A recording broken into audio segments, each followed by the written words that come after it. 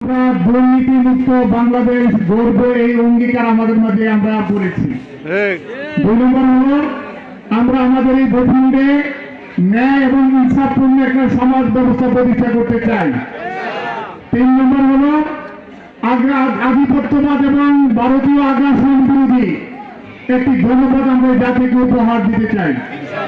এই 3টি মহান লক্ষ্যকে সামনে রেখে 11 দলীয় জোট তার নির্বাচনী সমঝোতা নিয়ে সামনের দিকে অগ্রসর হচ্ছে। সমাজ ভাইরা, আপনারা ইতিমধ্যে লক্ষ্য করেছেন জাতীয় এবং আন্তর্জাতিক অঙ্গনে 11 দলীয় জোটের অন্যতম নেতা যার নেতৃত্বে 11 দলীয় জোটের বিষয়ে সারা দেশে ব্যাপক জনমত গঠিত হচ্ছে এবং দিন দিন এই 11 দলীয় জোটের জনমত দিন দিন বেড়েই চলছে। আলহামদুলিল্লাহ আলহামদুলিল্লাহ। ডাক্তার শফিকুর রহমান এই সেই ডাইনামিক নেতার নেতৃত্বে আগামী দিনে বাংলাদেশের 11 দলীয় জোট আগামী ত্রয়োদশ জাতীয় সংসদ নির্বাচনের পরে বাংলাদেশের সরকার গঠন করবে, জাতি এটা অন্তর থেকে আশা করছে।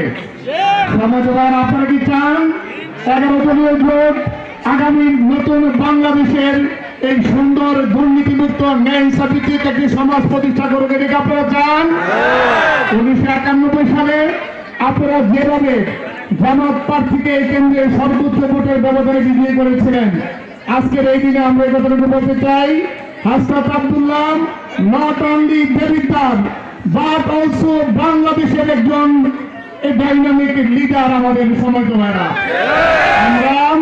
আমি বলবো হাসনাত আব্দুল্লাহর জন্য দেবিদ্দারবাসী আরো সম্মানিত হবে। বাংলাদেশের যে কোনো জায়গায় যদি আপনি বলেন যে আমার বাড়ি দেবিদ্দার, জিজ্ঞাসা করবো আপনি কি হাসনাত আব্দুল্লাহর এলাকার মানুষ? প্রিয় ভাইরা আমার, আমরা